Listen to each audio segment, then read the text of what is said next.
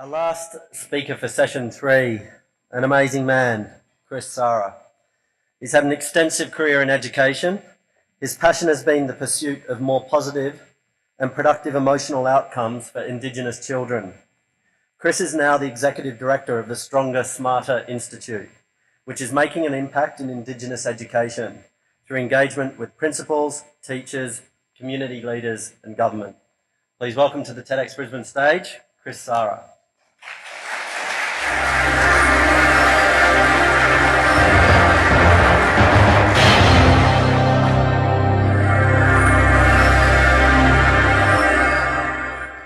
Thank you. Nice to see you. Nice to be with you.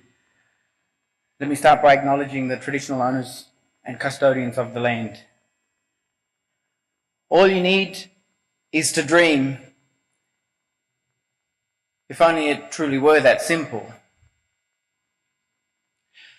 But then maybe it is that simple. James Allen said that dreams are the seedlings of realities. And of course they must be.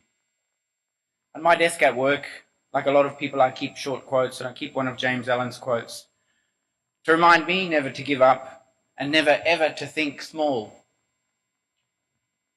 The greatest achievement was, at first and for a time, a dream. The oak sleeps in the acorn, the bird waits in the egg, and in the highest vision of the soul, a waking angel stirs. Dreams are the seedlings of realities. James Allen. If I was to round up all of the world's high achievers in whatever field, they would no doubt have all types of great stories. Not as great as you would see on Australian Story, but great stories. And it is most likely that all will have one thing common in their stories. All will say at some stage, prior to achieving respective great things,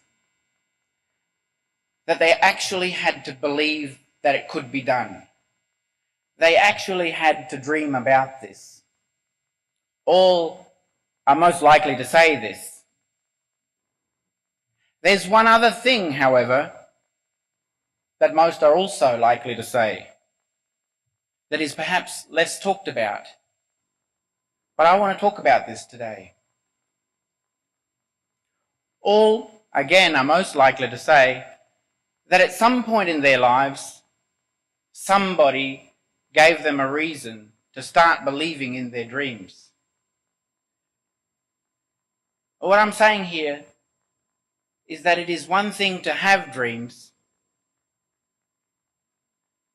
but for those dreams to become realities, someone must furnish them.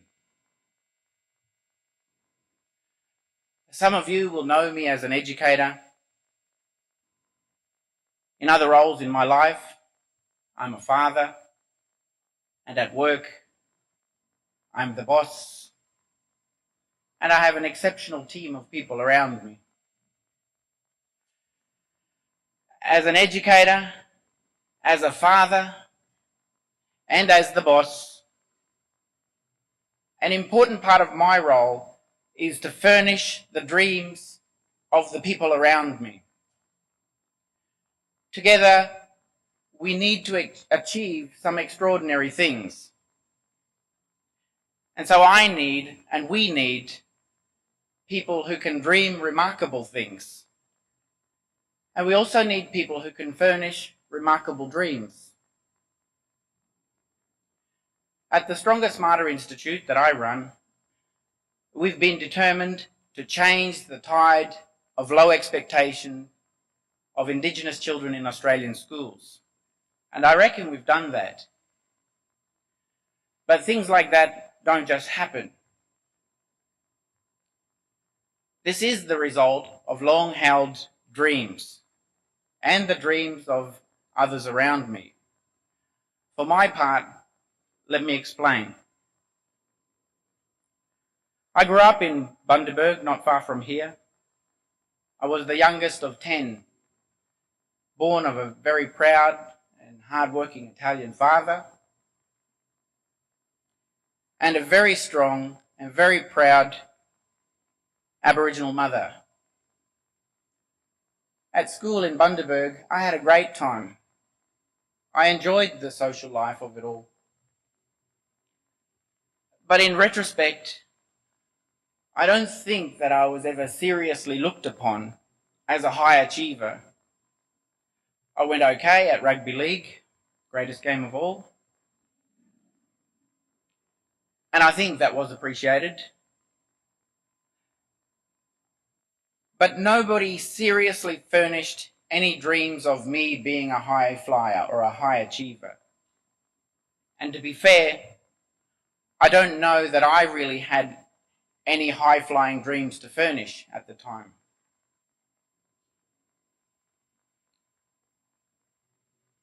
Like too many young people, I finished high school with no idea about what I wanted to do. I had this university entrance score that was not worth much, but thankfully I had a lucky break and was offered special entry into Teachers College at Kelvin Grove, which is now QUT, the university that I work for. And because I was a special entry student, they made my course longer. The normal course was 3 years, but mine was going to be 4 years or however long it needed. And because of that, I started off on a lighter workload, 60%, just so that I could get the feel for it. I got the hang of it pretty quickly, And in the second semester, I moved from a 60% workload to a 90% workload, and it was going okay. A big part of being in Teachers College is reflecting on school processes, which got me reflecting on my own school experiences. And on reflection, I didn't really like what I saw. On reflection, I remembered the primary school principal at Bundaberg East State School on the Burnett River coming to the door with all the results from the diagnostic test saying, with a degree of surprise in his voice, "Chris Sarra got the highest score in the school." I remembered the year 11 maths teacher handing back the maths teacher saying, "Sarra got 75%, must have been an easy test." And of course, he was only joking, and of course I laughed with him at the time. But subsequently I realized that he was sending a message to me without even knowing that he was sending it. And he wasn't being malicious. And I was receiving a message from him without even knowing that I was receiving a message from him. It was a message that certainly wasn't designed to furnish dreams of greater heights. It was a message saying, "I didn't really expect this from you."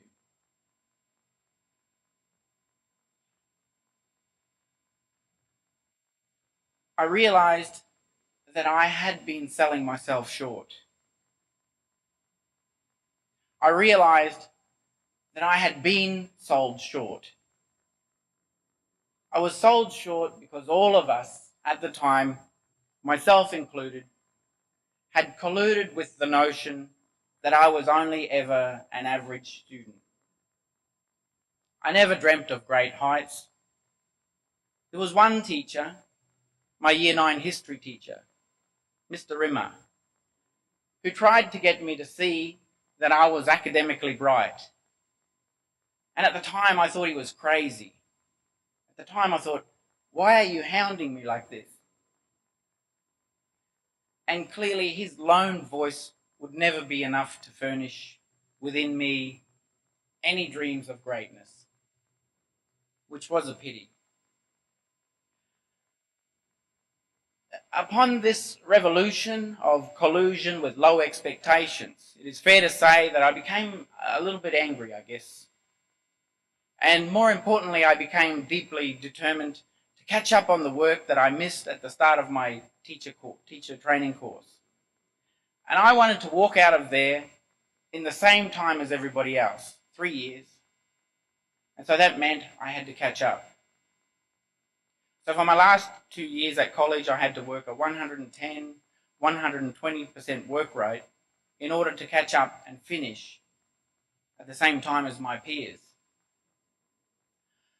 I worked hard. I worked really hard. And I passed.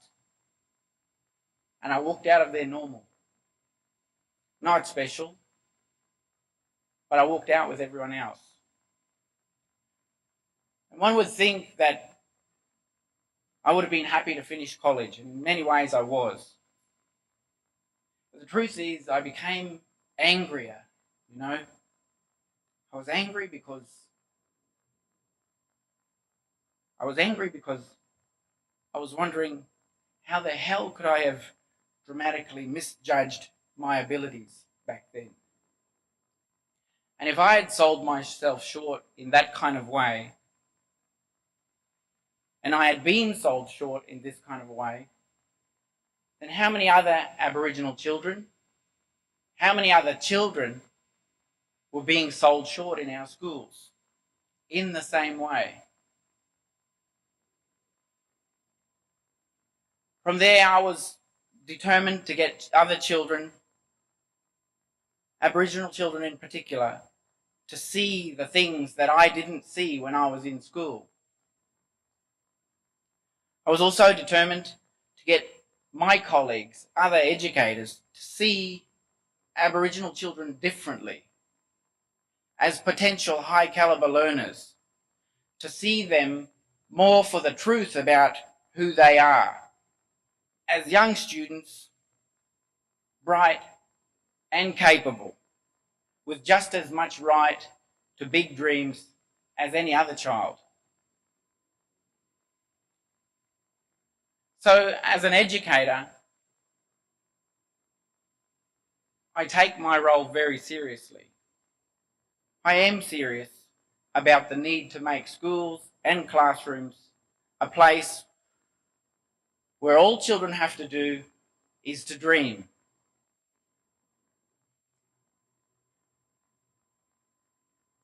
And by now you probably get this. You probably get why I take this so seriously.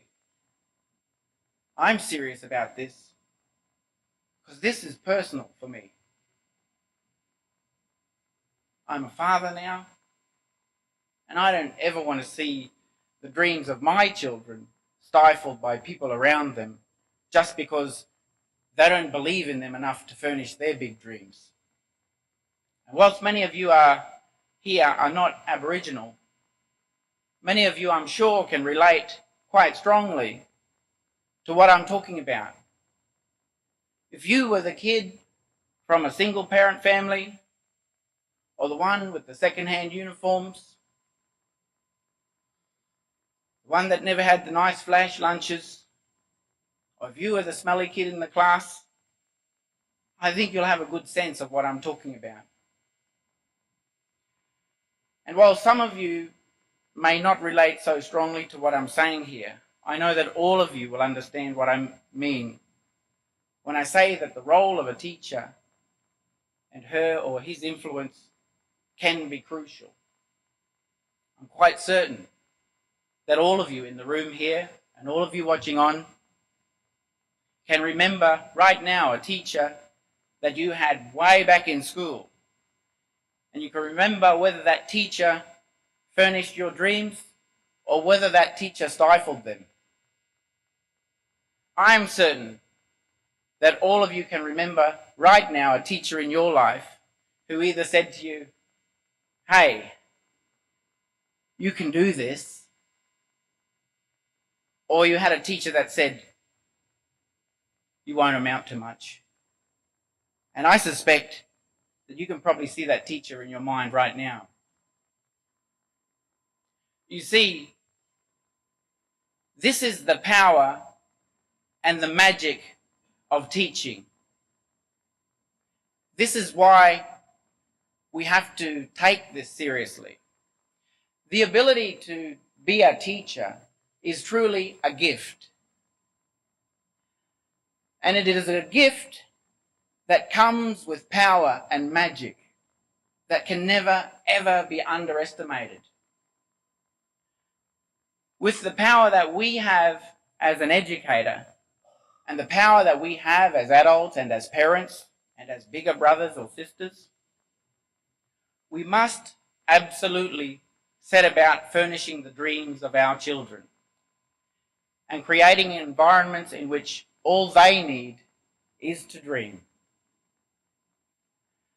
Amazing things can happen when you do this, you know. One of the highlights of my career as an educator was being the principal of Cherbourg School, an Aboriginal community of 250 children, an Aboriginal community school of 250 children.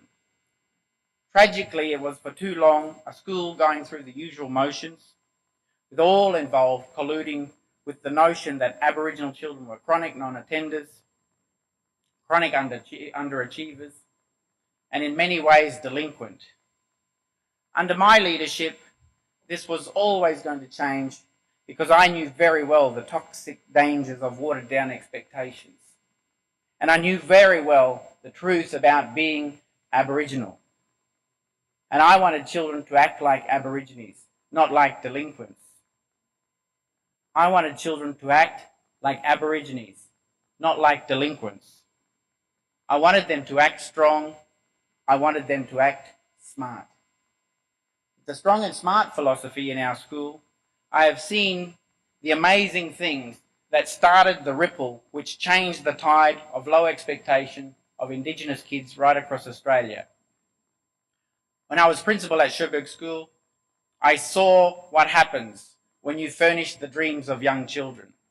I saw unexplained absences reduced by 94% within 18 months. I saw real attendance at school go from 63% in 1998 to 94% in 2004.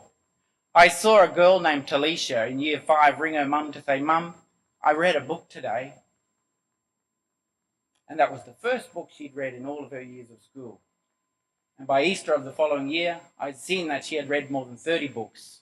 I've seen a girl called Marilyn miss almost half of the first 3 years of her schooling, missing 87 days of Year 6, and only missed 7 days in Year 7.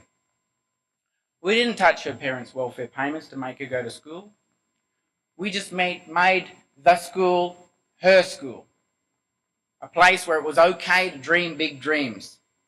So she went on to be the top 3 in her high school, completed Year 12, and is now working for the Cherbourg Council with aspirations to study business.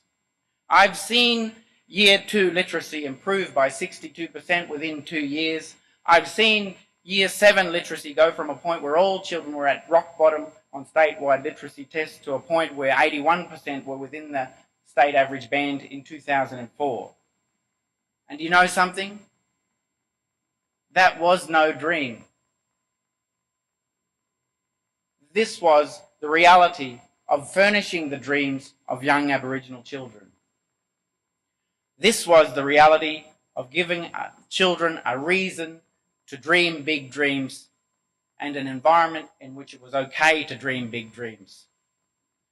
I hope this story makes you think about a stronger, smarter approach to relationships with children around you. These are responsibilities that we all must take very seriously. These are the things that we must get personal about.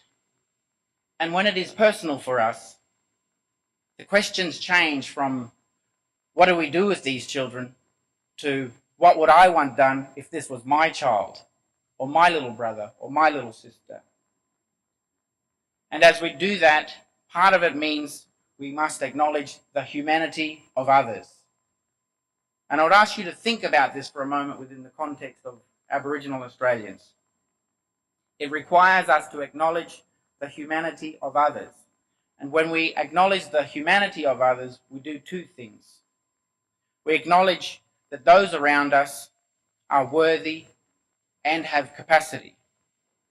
Capacity to lift themselves and worthy of having their dreams being furnished. So let's embrace our responsibilities as adults and let's be determined to furnish the dreams of our children Let's make Australia truly this place which is a land of opportunity, and a place where we can say confidently to our children, all you need is to dream. Thank you.